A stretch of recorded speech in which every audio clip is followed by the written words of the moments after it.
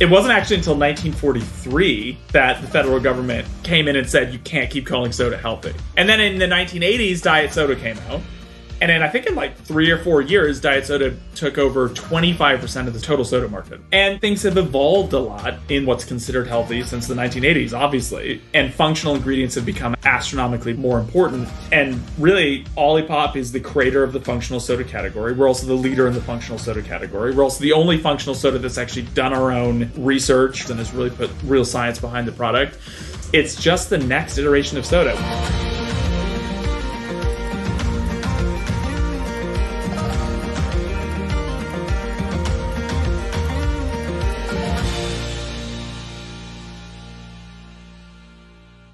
Hi, folks. I'm Conor Gaughan, and welcome to Consensus in Conversation, a podcast where we're talking to the innovators, entrepreneurs, and thought leaders who are committed to building successful businesses that also help us build a better world. A lot of you are probably familiar with the concept of the iron triangle in business. For those who aren't, it's the principle that a product can be any two out of the following three: fast, cheap, or good, but it can never be all three all at once. I think a lot of folks also extend this thinking to talking about sustainability. Just replace fast with green. So a quality product that's green won't be cheap, and a product that's both sustainable and inexpensive won't be good. I think these assumptions are so internalized that we sometimes don't really question them. It feels correct that we have to make a sacrifice of some kind in order to do good, right? If the good thing were easy, everyone would do it. But you know what? We want everyone to do the good thing. That's why my favorite kinds of companies and founders are the ones who challenge this basic assumption that we can't have it all. They ask the very basic question, what if the right choice could be at least as good or at least as easy as the alternative? Why should being good demand sacrifice? Is it really impossible to make things cheap and good and sustainable? Or have we just not been creative enough to figure out how to do it yet? One place I see this very clearly is in the realm of food and beverage, and especially when it comes to health foods. I'm firmly of the belief that eating healthy is a form of sustainability, not just because food produced and distributed sustainably tends to be more nutritious by its very nature, but also simply because better human health is part of the whole point of sustainability in the first place. If we're going to pour our blood, sweat, and tears into making the planet better to live on, then we're going to want to be around longer to enjoy it, right? But when it comes to food and drink that's good for us, I also kind of think we're pretty hardwired with the assumption that healthy things just don't taste good. And let's be honest, it's a fairly reasonable assumption to hold if you've grown up eating the average American diet over the last 20 to 30 years. Junk food tastes crazy good. It's not a failure of your willpower or your sense of taste. Serious money and scientific effort has gone into engineering ultra-processed snacks and drinks to taste as delicious as physically possible by taking advantage of some of our most basic evolutionary instincts. The premise that eating healthy required the sacrifice of some of that deliciousness seemed like a pretty solid and ironclad rule of life. But to paraphrase a favorite TV quote of mine, as every mountain is unclimbable till someone climbs it, so every healthy soda is less tasty until someone creates a tasty one. And now, someone has. In fact, chances are good you've already encountered it. It's all over the US, in over 30,000 stores and growing fast. The it is OLIPOP, a new kind of soda focused on gut microbiome health, whose co-founder, CEO, and chief formulator, Ben Goodwin, joins me on today's conversation. And that chief formulator part is kind of key because the not-so-secret secret of OLIPOP's success is that it tastes good, like really good. Like so good that it feels like it couldn't possibly be as good for you as it is. I remember the first time I tried it, I felt like I was getting away with something. A healthy soda that tastes as good as regular soda, with a fraction of the sugar and calories, none of the artificial sweeteners, and with prebiotics and fiber that boost your gut health.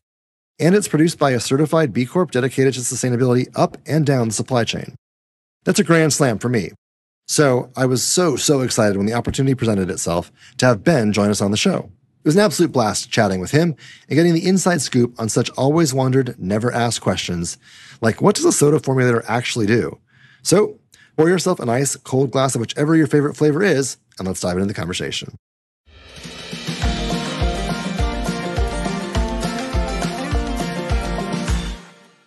I used to have like an assemblage of plants, and then these ones are just whatever the light moisture dynamic is in here is working out. It nails it. Yeah. We'll start with an easy question. Give us your name, title, and company. I'm Ben Goodwin. I am the CEO, co-founder, and formulator for OLIPOP. And OLIPOP is a low sugar, high fiber, healthy soda that has taken the world by storm. It is taking the world by storm. We were just chatting with Jeff and Marjorie about our favorite flavors. What's your favorite flavor? I mean, I formulate them. So its question is fun and torturous simultaneously. It's like pick a favorite child. Everyone has one. I have a top 5 now, right? And so it'll obviously range. So right now my top 5 is probably lemon lime, cherry cola, tropical punch, grape, and what's my 5th one? I don't remember what my 5th one is. Those are my top 4. Okay. No one has said mine yet. I think we had heard grape earlier. Yours? Mine is Dr. Goodwin. Tip of the hat, that is, without using any brand names, that flavor is a bit of my white whale, because it was a very, it's one of those things where when I was a younger formulator, to get a flavor right, sometimes it would take me hundreds of iterations, and it just that's how much time it took. And sometimes that repetition is part of what ends up refining your craft. These days I actually can do a lot of the work in my head in advance. So I think about the formula for a while, and by the time I have it written down, I'm actually usually like 70% of the way there. That flavor profile was so complex that I almost had to veer back into the hundreds of iterations, and the taste profile didn't end up quite lining up with my visions. I have since discovered what was missing from the flavor profile that actually would give me what I was looking for. So I might circle back on it. Now it becomes this issue of the folks like yourself who are big fans. If I make the switch, does it actually turn off the flavor profile that you guys have come to love? So we'll have to figure that out. But I want to hear, we're going to talk a lot about that process, because I think it's all fascinating. But let's start a little bit earlier in life and give us your background. Where are you from originally? I was born in San Francisco, but moved pretty young to Monterey/Pacific Grove, California. How would you say that influenced your childhood, your upbringing? Well, so my upbringing was actually pretty rough. My father died young. We grew up pretty poor. I definitely dealt with some abuse and trauma as a kid. Now, ironically, that's actually extremely common for entrepreneurs, right? Oftentimes, it's some of that fracturing of norms that happens early in life that ends up setting entrepreneurs up. I mean, it's a bit of a sink or swim. And actually, ironically, having a sink or swim mentality is very good for entrepreneurialism in the long run. On the actual state, I would say, obviously, there's an open-mindedness to California that's intrinsic, especially Northern California. I mean, California produces 8 times the patents of the next runner-up state. So being next to Silicon Valley was pretty material, because I've always been a weird person. I've obviously mellowed out to a certain extent as I've aged, but I'm still pretty weird. I was definitely a lot more intensely weird when I was first kind of coming up, and living next to a capital hub that was also very open-minded. So you could show up and be a weird dude, and it was a environment where people were like, hey, we know the guy's odd, but let's hear him out. Maybe the thing he's suggesting could work. And, in a more conservative environment, that might not have worked out as well. So you hear those stories, right, of the coffee shops anywhere in Silicon Valley, and the range of folks you see, and you don't know which of the folks are in that were, at the helm of the next big unicorn. Or, right. Yeah. Or just weird, like you said, just weird. I remember I'd go to meet with big investors, and not even in California. I do it in New York. I do it all over the country, but I just be wearing sweatpants and, and rambling on about the microbiome. And there's not a lot of areas historically where you could do that and still be taken even remotely seriously. Well, let's talk about that. I mean, when did this obsession with the microbiome, there's a through line in a lot of your work around health-related products, but where did that start? What launched that for you personally? So there's a real personal arc to it, which is, as a part of that kind of childhood, and it's pretty typical when you do grow up with less money. We ate a standard American diet and had a lot of junk food in it, and obviously a lot of soda as well. So that wasn't great for my health. And I grew up, I was reasonably overweight, and it obviously affected my kind of cognitive, emotional state. At the time, obviously I didn't know it. At 14, 15, I actually went through this kind of life pivot, woke up, decided on it. But it was as simple as I know that this is not going to create a good life, and I need to make some serious changes.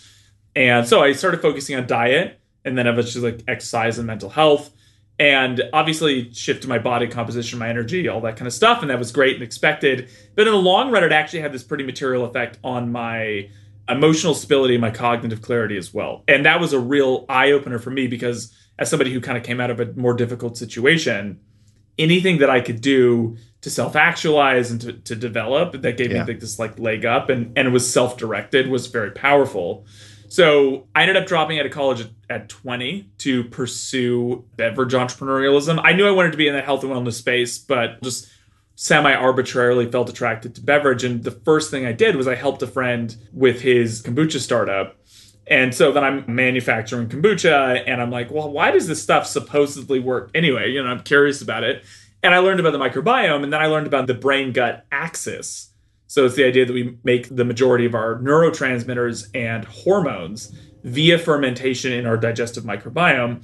And obviously, like, your neurotransmitters and your hormones are 80% of who you think you are, you know, in terms of how you feel. And the light bulb went off for me that, wow, that probably is the actual mechanism, or a big portion of the mechanism behind when I changed my diet, how it really changed my paradigm and a lot of my sense of self. That's really powerful. And the microbiome is this entryway that allows for that facilitation. So as an adult, I became really interested in creating health food products that can work on that level. And then obviously eventually wanted to make formats for them that were as mass accessible as possible.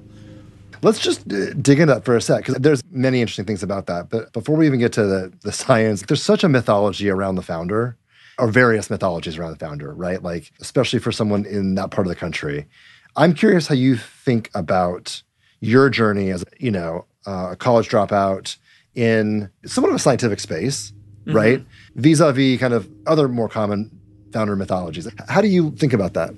I mean, look, I would say these stories all sound a lot more romantic and spectacular after someone has gone through them and achieved a certain threshold of success, right? You know, I think about, you know, ironically, growing fairly poor, like my mom and my mom's side of the family is very heavy-duty advocates for education.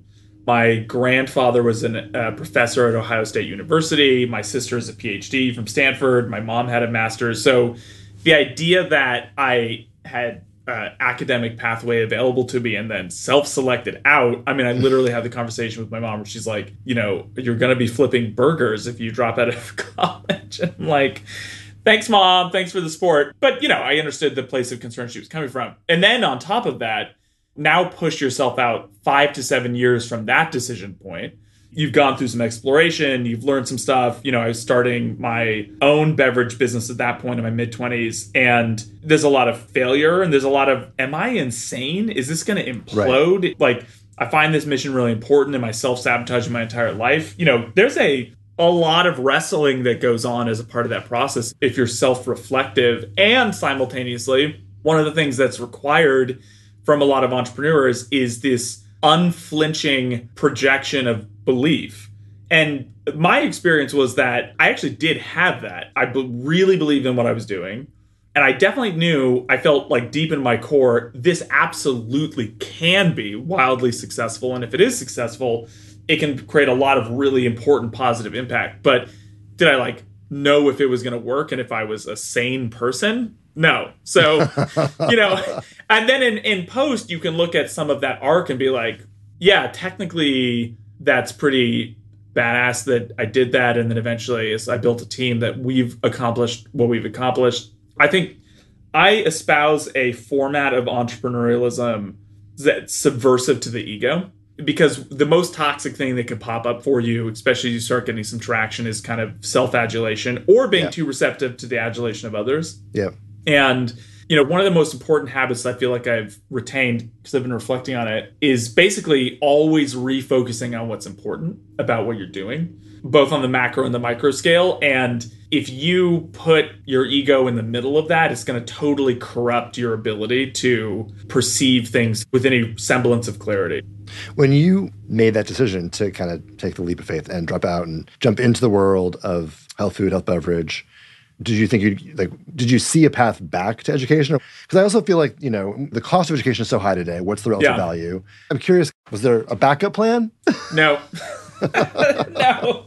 Definitely no backup plan. In theory, should there have been one? I don't know. But yeah, no. My overarching kind of life goal is to positively impact humans at scale, right? And I really like this nexus of how physical health interacts with kind of cognitive and emotional health. That's the most interesting because, like people ultimately make decisions for emotional reasons. So our feelings around things really matter. And then I recognize that I've got this kind of fascination with craftsmanship, right? Whether I have a music studio next door, that was another thing that when I was in my teens, I felt I might go down that road. So I'm interested in craftsmanship. I'm really good in this space. I believe in it. So I ended up circling my energy in this health and wellness product space. But, if I hadn't have had a skill set there, or if I had just continuously experienced a lack of traction, I probably would have just found another way to attack my overall mission. And I just didn't see how, unless there was a way to link going to school with accomplishing that, I really didn't have a framework or a rationale to go back into school. Let's talk about that skill set because I am quite curious. I guess the first question is, you're working in a kombucha company. Yeah. How did you land on product development in particular versus, any other number of places you could have landed, marketing, sales, distribution? Was that intentional? Was that kind of an intentional, that's where you want your skill set to grow? Yeah, it was a mix of, hey, this is doable and this is fun. Yeah. But it's also a mix of, again, where kind of my natural interest lies. Like creating things is important to me. So I'm very into music. And in my early 20s, I made and released a whole album on what was at that time a fairly notable electronic music record label. And, there's a huge amount of similarity between formulating products and formulating music. You're telling a story, especially when you get into the engineering and production side, you're really carefully balancing compositional elements against each other, but you're also balancing the raw mechanics of sound against each other, baseline, mids, highs, stereo space, all that kind of stuff. And you're kind of building an illusion because you have to make all these different pieces that are not inherently compatible. You've got to make them all sound like one thing that lives in a space that people can interpret really quickly, but it's actually pretty analytical. So that's just how my mind works. I love making things. And this was a way for me to make things and to tie it into doing good in the world and having that opportunity to do good work at scale. Do you remember the first beverage that you formulated on your own? In terms of something that I formulated that actually then went into production, that was probably all in Obi. I'd done tons of tinkering, but in terms of front to back, commercialized, sitting on a shelf with a label on the beverage side, it would have been Obi. Let's talk about the tinkering, though, because I want to set the stage so people can understand even what that means. How did you teach yourself? How did you learn? How did you begin to tinker so that eventually you could become, the formulator that, as you said earlier, can kind of close your eyes and envision it before you even get started, so that when you get started, you're 80% of the way there. What does that even mean? Explain that to us, how that works. So one thing that's worth calling out is I am neurodivergent. So I do have savantish characteristics to my brain. And this is what I have been told by a neurologist who actually did brainwave scans. So that certainly does influence how I've approached this. From my side, I always am the most fascinated. The thing that opens up the wormhole of interest to me is actually usually on the functional side. It's, oh my God, these compounds do really interesting things. Or I'll just become really kind of either consciously or arbitrarily fascinated by a class of compounds or ingredients or a bodily system, the nervous system, the digestive system, the microbiome. And that's kind of where I really start. This is where my fascination starts. And then it becomes this almost fun game of, is there a way you can make this not disgusting? Okay. Because, there's intrinsic challenge to things that are healthy. A lot of compounds that are healthy contain flavors that are very much outside of the norm for the kind of industrialized diet. So we're deconditioned to like them. It's like a self-fulfilling prophecy. We're not used to bitter things. We're not used to astringent things. And so we don't eat as many of them, and food doesn't get manufactured with them. It starts there. And also you find compounds that accomplish what you want, but maybe have a more flexible taste profile as well. But you can only figure out what those things are because you've tried 100 different things. Sure. and you're like, hey, in the category of digestive health, there's 75 ingredients that I know of, and these 10 you could actually do something interesting with and they don't taste like garbage. So that's one portion of it. And then it's really just about whatever the project is. So that's why, I did a certain amount of freelance product development between Kombucha Botanica and going into OB, because I was like, let's try making some supplements. Let's try making some salves. And, there's even a time period earlier on, prior to my business partner and I being able to really pay ourselves a particularly robust salary, because we've always tried to be fair with ourselves, but we've also tried to not be excessive. There's been times where it'd be like, hey, it would actually be nice to have enough money to go on a vacation at some point. And so I'd actually do a consulting project. I'd do some development work. And typically I would take development work that was in an area where I had interest. So I'd be like, with CBDs became huge for a minute. I was like, well, I am actually kind of fascinated by this area. So I took on a CBD development project. And so then I tried 40 different CBDs and learned about all, so that was also a great way to basically focus. Every time you go through that process, you learn more tricks, you learn about a particular compound group. But if you're also working on the flavor side, you're learning how to deal with a whole new flavor problem or a whole new flavor challenge or puzzle. And all of that cumulative experience builds up over time and gives you a really deep bench of tools as a product developer. So at what point were you ready to go out on your own and begin building products at Obi? Give us that kind of start. I don't really feel like I ever drew a line in the sand where I said, hey, I've now reached the day where I'm ready to develop products of my own. It was more that I had reached a place where you just reflect on, all right, what's the trajectory of my life? What am I accomplishing? Again, I have this kind of relentless self-improvement, relentless pursuit of meaning in the world. Mm-hmm. And so, every once in a while, you've just got to reflect, is what I'm doing living up to the standards that I'm setting for myself? Am I maximizing my potential? And I think I had gotten to the point at that stage where I said, I think what I'm doing has been enriching and kind of fun, but this isn't scaled enough to have the level of impact I'd like to have. And so I said, okay, look, I think I want to get back into beverage and actually work on creating a beverage, because I'd like to approach something in a more scaled up way. Because obviously the flip side to doing consulting work is that you are there to serve what the client is asking for. So if they want something that is more niche, you are doing the type of work. You're still learning, but I wanted to get back to something, or I really wanted to go into something where I had full creative control of the formulation process, and it was attached to a project that was more in alignment with my actual vision for my life. And so you start Obi and have a pretty remarkable degree of success around what, at the time, I'm sure seemed to some like a pretty niche product. How did you achieve that success? And then, at that point, what convinced you to move on? The thing about Obi is that I eventually ramped up my concept so that I was more sure that it would scale. But it didn't start with kind of a small vision, right? The vision at the start of Obi was, I want to work on a fermented product that's similar to kombucha, but from the beginning, having a much more accessible taste profile was a part of the goal. I was interested, not sure if you're familiar with kefir, water kefir, dairy kefir. It's a fermented product.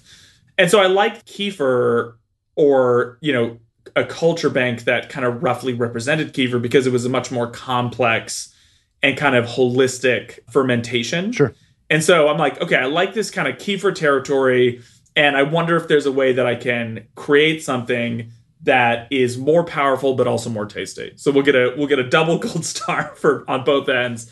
And then eventually, after 2 years working with the microbiologist, we did have that breakthrough, and I was really impressed with what we had created. And at that point, I said, okay, well, if I'm really serious about reaching people they are and making a positive shift in health at scale, I need to think bigger. So I'm going to actually go after soda. So this kind of healthy soda thing started back in probably around late 2010, when I had kind of made the decision to go in that direction with Obi. And in a lot of ways, Obi was a really great learning experience that helped to ladder up to a lot of the decisions that we made around OLIPOP. So we called it a probiotic soda, and it actually was a healthy soda. It was in a glass package. The flavor profile was a little bit more health focused, and some of the sweetener technology and stuff wasn't as good back then. And yeah, we got some good traction. We got up to about $1 million in sales after, I think, 2-ish or so years. In the end, I moved on from it because we just didn't have the right environment inside the business to keep growing. And so Dave and I exited in 2016. And it was an interesting moment of self-reflection because on one hand, I was like, it just took 6-7 years and, not totally satisfied with where we got to. But on the other hand, I was like, but I got a lot of good data that evidence to me that actually customers are open to this healthy soda concept. Yeah. And I started looking at the microbiome literature and saying, hey, there's actually this other strategy that has much better data behind it than probiotics and fermentation. And I think I could do something super, super interesting. And that's where, OLIPOP eventually came to be. Let's hear the elevator pitch. What is OLIPOP? Who's it for? Give us the quick summation. Yeah, OLIPOP is basically, it's the third wave of soda. Soda originally actually was considered a health drink. It's a 150-plus-year-old category in the United States. It wasn't actually until 1943 that the federal government came in and said, you can't keep calling soda healthy, which is really funny. And then in the 1980s, diet soda came out. And then I think in 3 or 4 years, diet soda took over 25% of the total soda market, right? Wow. So it was a really fast category explosion. And then things have evolved a lot in the health food world and what's considered healthy since the 1980s, obviously. And functional ingredients have become astronomically more important. And really, OLIPOP is the creator of the functional soda category. We're also the leader in the functional soda category. We're also the only functional soda that's actually done our own research with academic partners and has really put real science behind the product.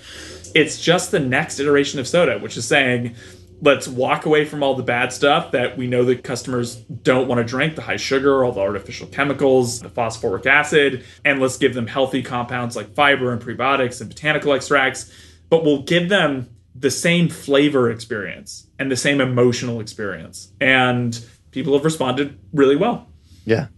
It's a basic but really critical question, right? The crux of this, which is how do you get a functional product to taste so good? Obviously, without giving away, the secret sauce, how do you solve that puzzle? How do you think about building something where, as you say, a lot of these health products aren't designed to actually taste great? How have you gone about using all the work, all the learnings, the deep bench of info you have at your fingertips to build a health product, a health soda that tastes so good? Yeah, you probably won't in the end find this answer very satisfying because because the reality is there isn't here's your 3-step guide to get this done, right? In my particular case, I obviously have this differentiated brain which allowed me to absorb and synthesize my learnings and my approach in a way that's atypical. I also approach formulation in a very kind of right brain, left brain way, right? There's a creativity. I have almost a mild synesthesia in terms of how I approach it. I really do see the formula in shapes and colors and it's a creative expression. Mm-hmm. There's no how do you be creative? It's I don't know, ask Rick Rubin or whatever. But there's also a really analytical aspect to it as well. It's it's acids and it's sweeteners and it's the flavor wheel and it's the pH and it's the bricks and it's having technical knowledge about how all that comes together and ultimately how it goes from the benchtop to the co-packer, how it sits on the shelf. And there's a lot of both of those sides to formulation that is experience-based. I wasn't able just to walk in and do that at scale. But then there's also a certain amount of that is just, it does end up becoming essentially my creative expression in a lot of ways. And, I think sometimes in other product formulators, you've either seen too much of a technical approach where they're kind of stuck in the math of the formula. And then I've seen the kind of granola approach where they whip something up, but then it's the cost structure doesn't make sense. It's only applicable to a certain market, and it only lasts 3 weeks on shelf, and there's no thought process around that's going to affect the supply chain. So you really got to bring both sides of your brain to really high quality creative work. And what about the flavors themselves? How do you decide? How did you pick your first flavor? How do you decide when you're going to add a new one?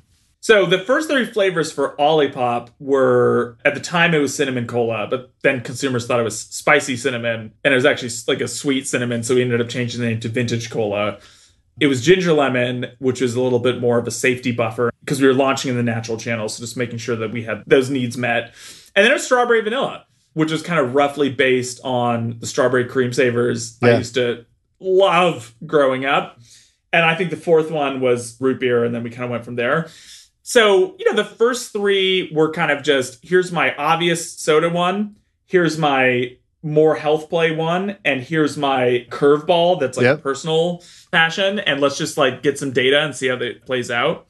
In terms of what I'm going to make next, it's a mixture, kind of like everything else. It's a mixture of, we keep an active graph of every single customer request that we've ever had on any channel we've been able to capture it on. So I've got a list of like 10,000 requests, and then it's stacked ranked by order. So I have a decent feel at any time around what flavors our customers are interested in next and kind of what the rough ratios are on that. But then the other piece of it is this kind of a little bit of that surprising delight. So it's, it can be, I've got a vision of something that I just think would be really cool.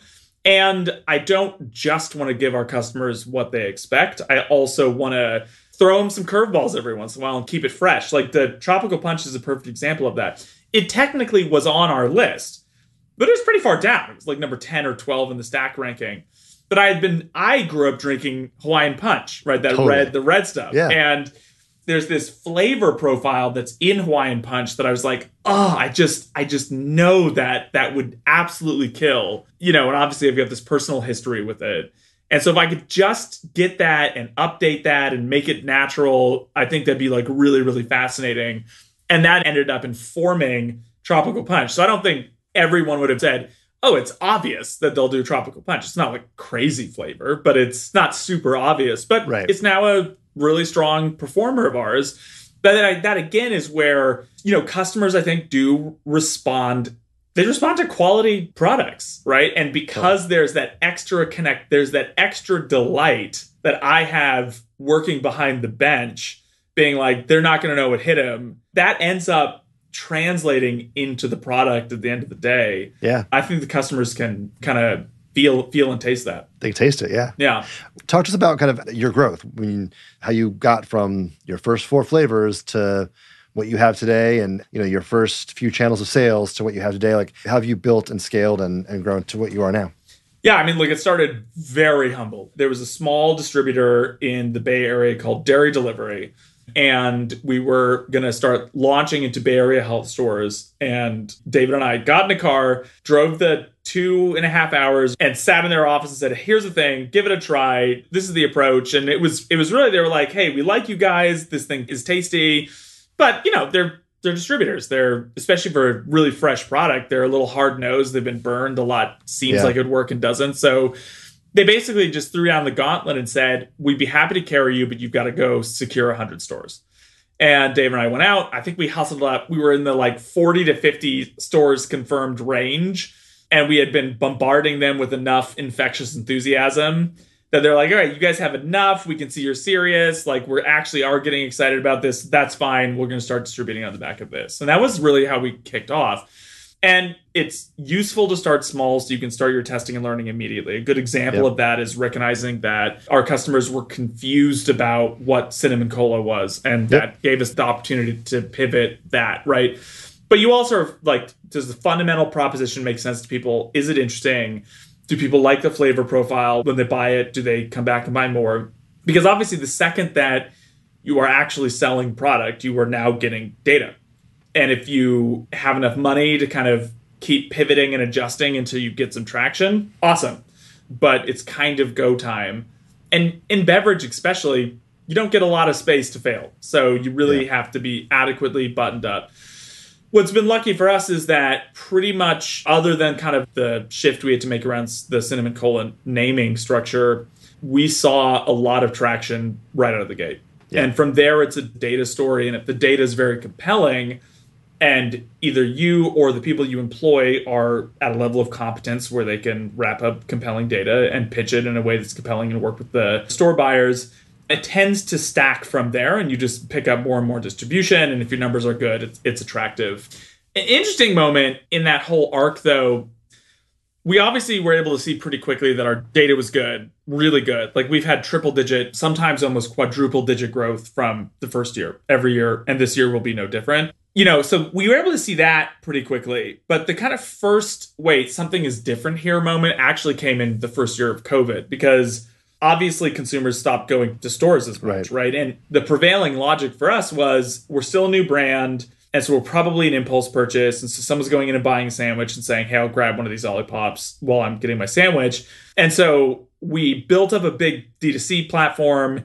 And really, we expected our brick and mortar sales to really kind of, I don't know about collapse, but we expect them to be anemic. And, we're going to have to make it all up with D2C.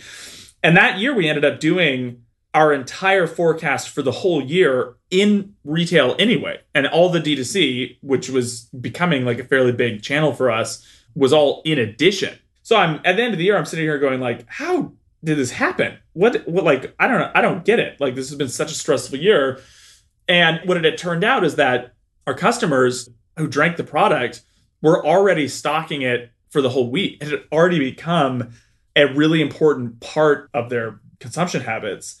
And, they didn't want to go without it. So they were loading up on it. And I was like, that is really odd for a brand this young. And I want to find out what's going on. And then, so we did a lot more research, and eventually we, roughly found out what was going on. It's obviously the flavor profile and the packaging has always worked well with customers, and that's driven great data, which has created lots of expansion opportunities. But in addition to that, the product concept and the customer relationship that has ended up developing has been much more profound. Yeah. And obviously, I'm extremely grateful for that. Like, that's a really rare and special opportunity, and I don't take it for granted at all. But that's certainly been a really important part of what's allowed us to grow and take up mind share at the rate we have. And part of getting that, beyond the customer relationships, which I want to come back to in a sec, is having the resources to fulfill that demand. I know you guys have a pretty awesome roster of investors, which I think is both testament, obviously, to the product and the sector. But I'm just curious, like, how those conversations went, because it is, you talk about showing up to talk to investors about their gut health and soda, not the most traditional pitch for folks in the growth capital, venture capital space. I've become slightly more sophisticated as time has gone on, but yes, that certainly was a large part of early conversation. I mean, I'm still, if I'm an investor that wants to talk about the microbiome, you're in. Clear my schedule. But what were those conversations? How'd you get there? How'd you circle those rounds? Like, what was that process like for you? Yeah, I mean, look, early on, all the development brand, hey, let's get this thing made for the first time and let's get it pushed out into the world. That was actually funded by David and I off the back of what we had earned in OB. Sure.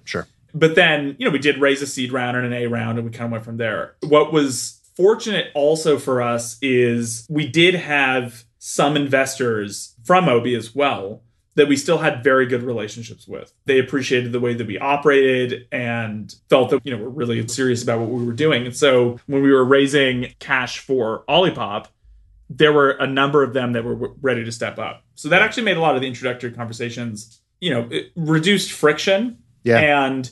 But then again, it comes down to, you've got these other factors working in your favor, right? Because you've raised some seed funds. You now have shelf data to show people. Which was compelling. And I would even argue some of that kind of brand allure and concept allure also had an impact, where you'd have these investors that would discover us and then take a second look and a third look without us even being around and be like, I think I might have found something. So that sometimes come into the conversation with kind of their own belief already built. And then it was it was more about negotiating the deal terms and talking through what the structure would look like.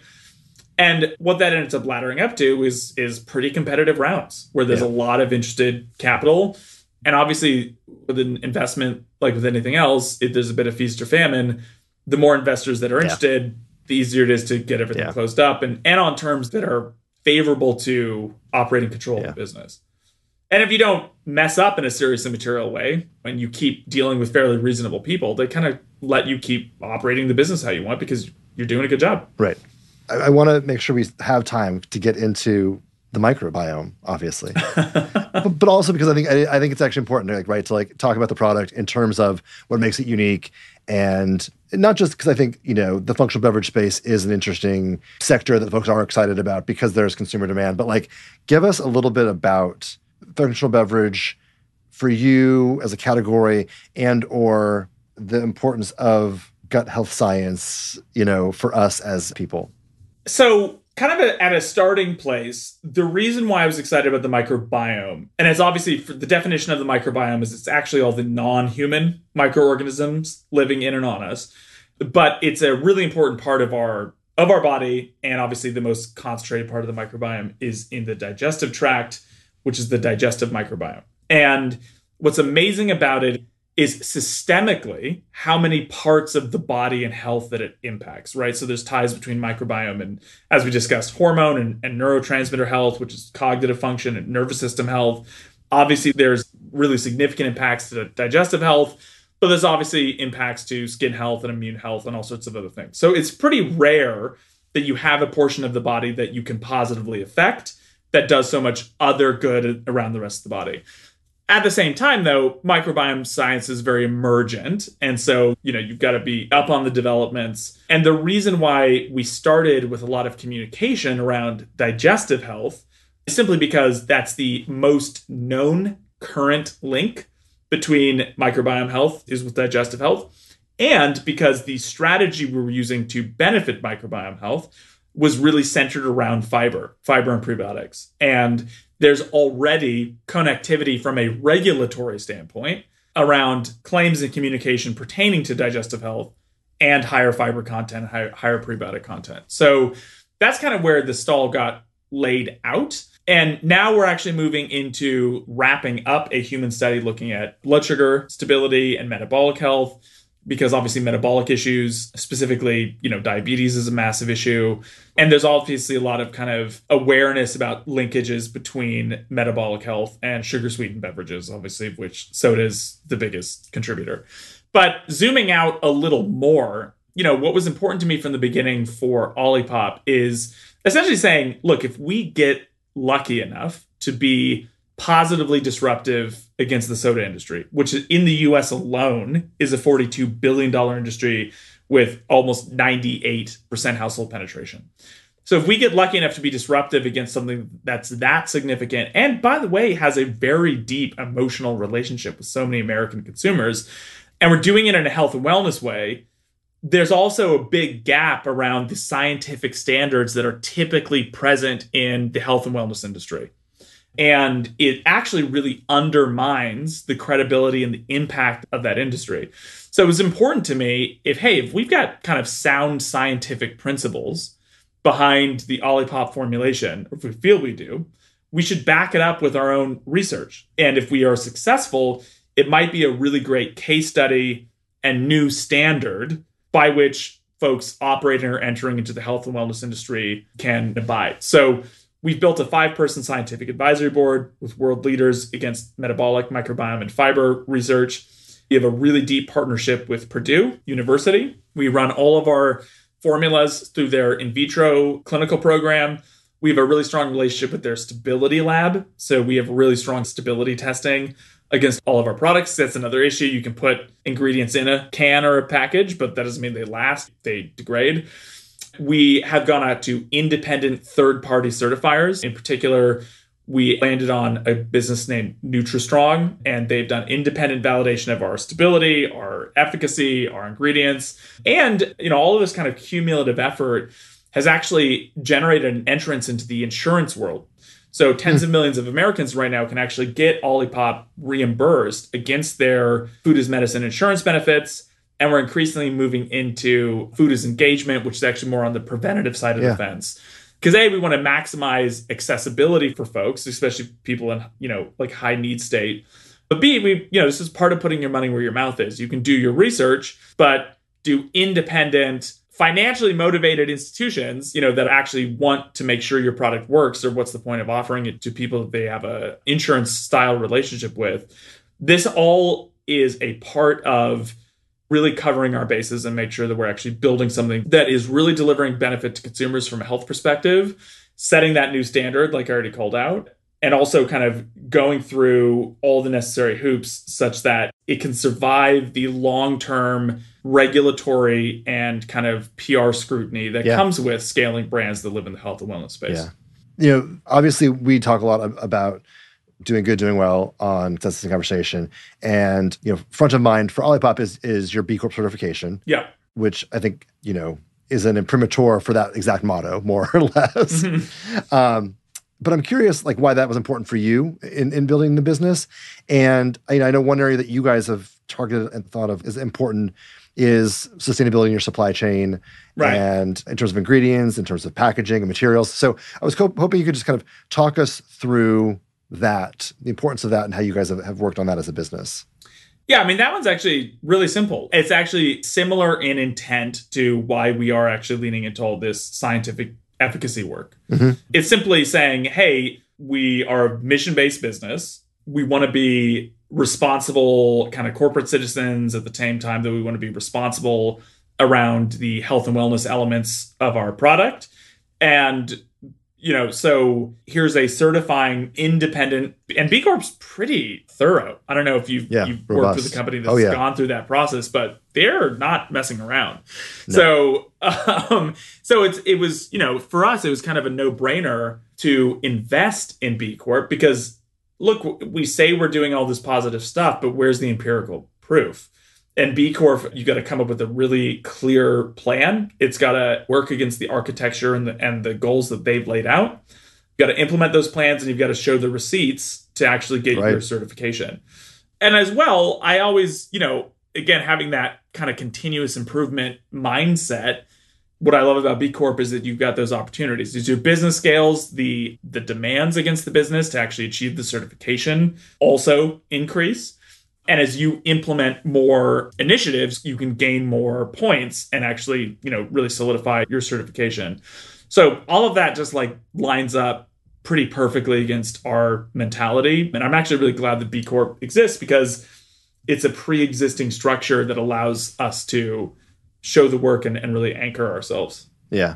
I ask a lot of founders and CEOs, oftentimes we get bombarded with negative headlines in our respective spaces and sectors. Health data coming out that doesn't always paint a rosy picture on Trendline. I'm curious how the phrase that I use is defeatism. How do you, in the face of kind of headlines that sometimes feel overwhelmingly negative, trend overwhelmingly negative, how do you use your platform, your organization, in your own life? How do you combat that and work to remain, I feel like the role of the entrepreneur is to be kind of the hopeful, courageous, optimistic leader. How do you keep that, in the world that we live in? Yeah, look, it's a really great question. And it's a great topic. We could probably do our own entire podcast on it. And it is definitely frustrating. Actually, ironically, prior to OLIPOP scaling, and obviously some of the exposure that has generated, I didn't even have an appreciation for how much that can be a dynamic, right? Where it oftentimes does seem to be the case that sometimes publications can really anchor around a negative story because that drives a lot of engagement, and it does it because it hijacks our limbic system and yada, yada, yada. So it's kind of using a little bit of black magic to pull attention, right? Yeah. And is that always the most balanced? No, especially if there is an agenda to report in a certain way prior to gathering all the information and then discarding the information that doesn't align with the agenda. So, certainly that's something that I've seen, and I think it's a bummer. Inversely, though, I have also run into a lot of great journalists who actually have done really thorough work. So it really does run the gamut. And I hope that people who consume media can know when to unplug from it, right? Because sometimes it can create a doom scrolling feedback loop that's really bad for your mental health. So I think it's important to know sometimes when to unplug. And I think it's also important to approach it with a kind of a healthy skepticism, to understand that a lot of these outlets are in fact businesses, right? And so there's kind of that slant. And then, there's nothing more powerful to combat that defeatism, as you called out, than actually figuring out what you have control of and where you can invest to create positive difference yourself. And that's at the heart of being an entrepreneur, is you go through some dark times that are external of your control, but you can reflect on what you are getting up every day and doing, and you can ensure that you're anchoring your efforts so that they are cumulatively positive. And that is your ability to take action is really the thing that can help to anchor you and keep you sane. And that's certainly been my approach. Let me ask one more because I want to end on a bang. So if you were to close your eyes and envision success to your, wildest dreams for OLIPOP, I'm curious what you think the world looks like in that scenario. Paint a picture of the world where your mission-based company has succeeded, meaning your mission must have succeeded. What does the world look like in that context? Yeah, for sure. I mean, there's definitely layers to it, right? There's the layer in terms of OLIPOP's impact, which is essentially it's a global brand that has created a lot of inroads in a range of different markets and has really successfully delivered on the promise of the third wave of soda. It's taken a framework of really, really great brands that have had decades and decades of effort put against them and really, really deep relationships on the consumer side. And it's allowed for continuity of identity for the consumers that want to drink soda. So it's allowed them to not have to reject themselves and reject their taste and reject their identity. It's allowed them to continue that. And it's simply at the maximum scale possible, created a positive relationship where they love the product and the product loves them back and, is actually adding to their health in a positive way. And that's simply operating at scale in a sustainable way. But the other pieces of it are, what is the impact to what consumers think is possible and what they expect? And what's the impact to what the industry thinks is possible and what the industry expects? Those are also factors for me because I think constantly of like the Walmart in Ohio. So I'm creating a flavor, we're creating a package, we're thinking about communication. What does somebody at a Walmart in Ohio think about this? Yeah. Because I'm obviously from the coast, but actually most of my family's from Ohio. So I have this coastal upbringing against a Midwestern family culture. Mm-hmm. And, I want them to realize that really good innovation is typically for everyone. And it actually does meet folks where they are instead of standing in more of a kind of a air quotes elitist position. And we can actually get to where we want to get to from a health and from a satisfaction standpoint if, product manufacturers will hold themselves to that standard and really try to seek to connect. I want OLIPOP to be so successful that brands coming in to the category look at that and say, oh, I actually can really do the right thing and be super mission-based and super customer-centric and be actually more successful than what oftentimes is the prevailing norm, which there's a ton of corner cutting and short-sighted cash grabs. And there's a lot of stuff in the CPG space broadly, but then and health and wellness specifically, that, it's not anchored around the greater good oftentimes, or it starts that way and then it gets corrupted and then, it ends up not in that space. And I'm not talking about a world where there's no compromise and no concessions because that's not a world that exists. But I'm talking about a world where the decision making is always led by how do we maximize our impact at the same time that we do right by our business. Yeah, I love that. Obviously, everyone that's listening to this is going to be thirsty by the end. So where should they go to check out OLIPOP, taste it? Where can they connect with the company online? So we're at drinkolipop.com, and all of our social media is tied to that handle as well. And then there's a store locator on our website, so you can find a store near you. I think we're in about 35,000 stores now, fully national. So Amazing. we are findable. And you can pick your own favorite flavor. Let us know what it is. Yeah. We'll put all the links in the show notes for folks to help direct you to your closest OLIPOP as well. Thank you so much for joining us today. What a fun conversation. I think it's a great product, so we're really excited to have you on and sharing the story of what you guys are doing. Thanks, Connor. Appreciate you having me, and thanks to all the listeners. Huge thanks to Ben Goodwin for joining us on today's Consensus in Conversation. As Ben mentioned, you can find out more about OLIPOP at their website, drinkolipop.com, which also includes a store locator so you can find the nearest place to try some of their delicious flavors that we talked about today. We'll also have links to their socials and more in the show notes so you can connect with them further. And also, make sure to check out the show notes on Spotify for this week's Q&A. As always, you can email us at cic@consensus-digital.com. That's cic@consensus-digital.com. And you can message me directly on LinkedIn and Threads at ckgaughan. Send us your questions, comments, or ideas for future guests. We love getting your feedback. If you've enjoyed this episode, please take a second to leave us a rating and review on Apple Podcasts. It's so helpful with growing our reach and adding new people to the conversation. And it helps us to continue bringing you more awesome talks with the business leaders you want to hear from. Thanks, everyone. We'll be back next week with a brand new conversation. Consensus in Conversation is hosted and executive produced by me, Conor Gaughan. The episode was produced by Will Gatchell and Jeff Rock with editing from the good folks at Reasonable Volume. Special thanks to the Consensus team, including creative director Kate Tucker, Greg Hergel on research, and Patrick Gallagher on strategy. Consensus in Conversation can be found on Apple Podcasts, Spotify, YouTube, or wherever you listen. Consensus in Conversation is a podcast by Consensus Digital Media, produced in association with Reasonable Volume.